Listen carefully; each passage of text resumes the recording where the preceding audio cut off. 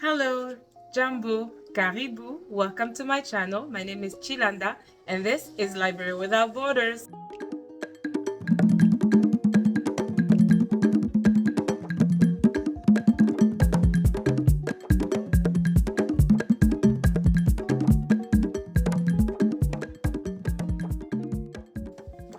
Alright guys, so welcome and welcome again.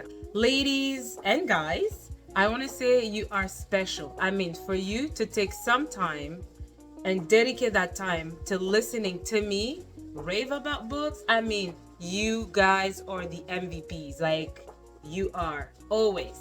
So thank you again. Thank you so much. And by the way, I want to highlight another milestone for my channel. I reached 300 and this is so amazing. Like, thank you for everyone who were just randomly, searching for some booktubers and stumbled on my page and were like, oh, this girl got some good stuff, and subscribe. For those who heard from me from other people, like, thank you so much for giving me the opportunity to share some book stuff with you guys according to my perspective. So thank you. Before I get into the book review, I want to say a little something. Last weekend I was not able to film. We had a death in our family and it was actually my cousin. I want to dedicate this book to my cousin, Dan. The reason why I am dedicating this review and mentioning him is because the book I'm reading, one of the characters is named Dan.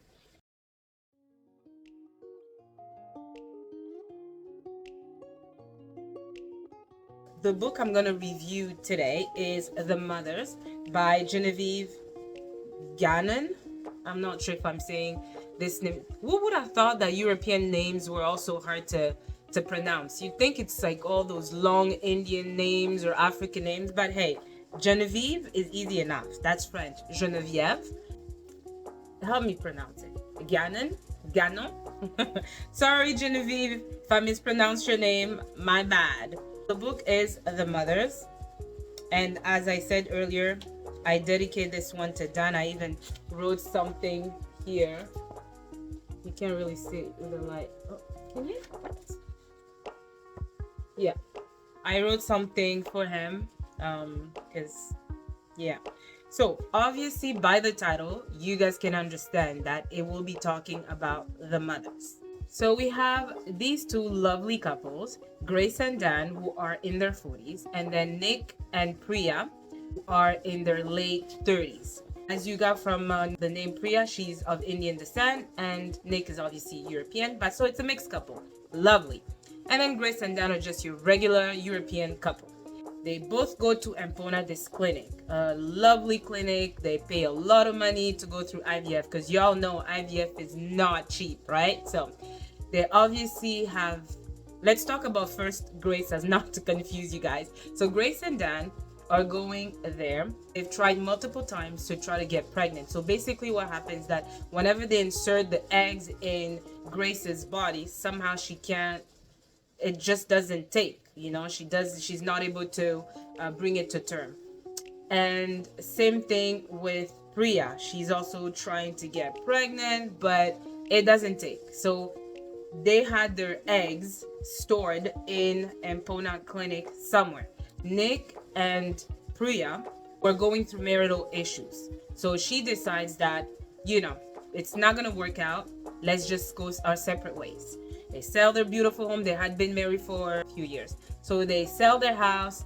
Now Priya is like rich. She has like $500,000 sitting in her bank account. That happens between Nick and Priya. They go their separate ways. So she still wants to have kids, but she also is looking at her age. She's like, I'm 37, 38. Like by the time she meets someone and all of that, she does her calculation. She's like, I best take my chance. So she decides to basically find a sperm donor, and she decides to get someone of Indian descent, right?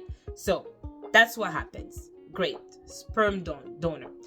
And now let's go back to Grace and Dan. So they're at a point where they have to make a decision with, I think, the last remaining egg, and to see what they're gonna do. So they decide to like get the procedure done, and on that day, something happens. A mix-up happens. Yo, a mix-up. Like, who? That's such a horrible mistake. Like, I know mistakes are humans, and there's nothing you can do about it because we're imperfect people and we will make mistakes. But like, where you mix someone's egg, I don't know, guys, but that's what happens. And not just trying to think about the consequences of that mix-up. Yes, you guys got it. You guys got it. So obviously, Grace and Dan, somehow this time, she's able to bring the baby to term. She's growing that baby inside of her. She's happy. She's like, ooh, I'm pregnant. Finally, she's had enough of listening to her friends always gushing about their kids. And sometimes they try to be a little bit sensitive to her situation, knowing her situation. But anyway, so finally she is pregnant. She announces it to the world. She goes on her social media. She's posting all of that. I mean, she's happy. Whereas on the other side, Nick and Priya, you know, they're divorced now. They're miserable. She moves into a little apartment. He just moves also somewhere else. And she's also trying to figure out what happens with her egg and the donor. And apparently, to her understanding, it didn't work. Like, so she doesn't think that she's having a baby somewhere or anything like that, because apparently the procedure failed again. No problem. She's trying to move on and figure out her life. And Grace and Dan finally gives birth to this kid. And something is a bit off. They notice that the baby is a bit dark, you know? And she's pale. I mean, Grace is pale as pale can get, you know? So is Nick. I mean, not Nick, sorry. So is Dan, okay? And they're just there trying to like live this moment of happiness, but they have questions. Like, you know, the baby is obviously like, what's up? What's up? So anyways, they get over that for a little time and they kind of settle in their routine with raising the baby. And something starts to be obvious about the baby. You can tell this baby is like Indian. So Dan and Grace are faced with this realization that something is effed up. And she's blonde, she got the blue eyes, and they are not able to bring the kids outside. Like they bring the kids, but they try to hide them because they don't want to be questioned. And they haven't shown the kids to their friends except to Grace's grandma. And her mom didn't even mention. So they're trying to figure out if they're back in their lineage. There's someone who's like maybe, what is it, Persian or something like that that could explain the darkness of the child. And when I mean darkness, I mean brownness of the child, obviously, because he has black hair. And it's a he. And also, did I mention that the last egg that was supposed to be Grace's egg was supposed to be a girl? So there's that. 1, it's not a girl. 2, it's a boy. And 3, it's a brown boy. I mean, how do you F up like that? Like, what do you do? So now she's like afraid. Like, she's living on constant fear that someone is going to notice that their baby is missing and they're going to come there and demand that she relinquish the baby. Like, they love this kid, like they're attached to this kid, and she's like, she gave birth to that kid, like she felt that kid kick in her stomach. Like you can just imagine her stress, her anxieties. Like she was, and Dan is trying to like comfort her, say that nothing is gonna happen, until Dr. Lee, who's the doctor of Grace and Dan, the physician, she wants to get a feed, like basically she wants to know what's going on, because you know there's always a follow-up once you've given birth and all that. So one day Dr. Lee sees this Grace and Dan in the market, and she wants to see the baby, and Grace is like no, he's not well. He's like, she tries to come up with an excuse. So Dr. Lee is like, okay, no problem, but she's like, what's up, what's going on? Then she goes back to her office, and on her hunch, she senses that something is off, but she can't pinpoint what it is. So guys, I don't want to get into too much details, but let's just say she finally discovers that there was a mix-up. Now, Dr. Lee must make a decision that will change and project the story of these people to end that both could not foresee. And she does what a good doctor would do. She goes and calls Priya and tells her the whole story. So Priya, in her little world, doesn't know that she got a baby, because remember, her procedure failed. But now this doctor, who she never met, comes and tells her that you have a son. Oh, oh Jesus, don't do that to me. You can do everything, but don't do that. Now, what is Priya to do? Guys, I'm not going to tell you the story. Don't worry, I'm not going to spoil it.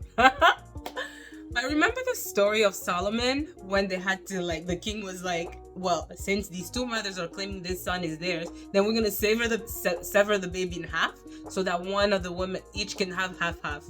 And the other woman screams like, no, like, no, it's okay, let her keep it. And that's how he knew that that was the real mom. But in this situation, guys, what do you do? This woman carried this baby to term. She loves this kid.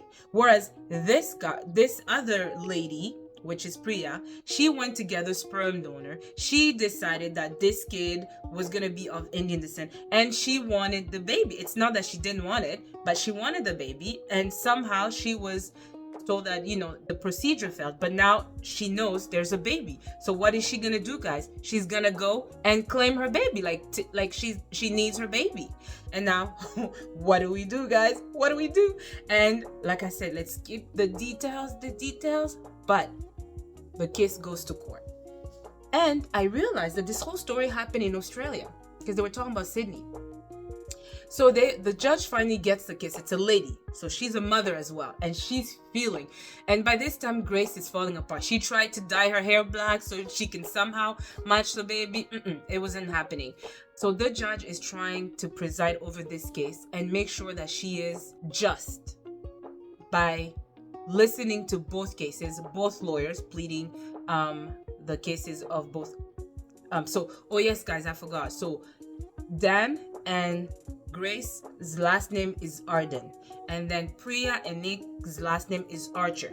So I believe the doctor seeing, and they were both having the procedure done almost at the same time. So the person who kind of went to take and to go insert the eggs in Grace kind of saw the two names, and somehow it looked like it was the same, guys. Archer, Arden, same. So anyways, so I believe that's how the mix-up happened. So anyways, both lawyers are pleading their cases, and guys, I felt for both. I was mad at Grace because I believe she should have done the right thing. Like, I know it's killing you, girl. I know you don't want to give up, but like, that's not your baby. I know you carried. Like, I don't know, guys. I was crying. I was like, I don't know what I will do. Like, I love this kid. Like, I carry this kid, but it's obviously not mine. Like, oh. And then Priya knows that she's been wanting to have a kid as well. She's late and she doesn't know when it's gonna happen, and she has this one chance of having this baby, and it's hers. It's her egg with another man's sperm, but it's her egg. Whereas Grace, it's not her egg. She just carried that baby. So who does the judge give the baby to? Oh, y'all better read the book so you can find out. And I'm gonna stop right there. But this book had me shook, because I was questioning myself what I would do in both cases, because I don't know, guys. And this is why I'm like, God, don't do this to me, because I don't know. But the way the judge decided on the case, I was happy with that ending. That's all I'm gonna say.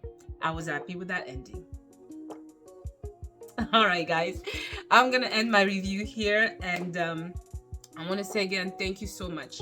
If you stuck this long to listen to me talk about mothers, because from a mother, this book had me shook. And I hope that when you pick up this book, you leave me a comment and tell me what you would have done in the case of these two women and who you were rooting for. And if you did read this book, tell me who you rooted for, who you chose, and if you were happy with the ending. All right, guys, so on this note, I'm gonna say again, thank you so much. And to my cousin, this is for you. So please don't forget to like, comment, and subscribe, and I will see you in my next video. Ciao.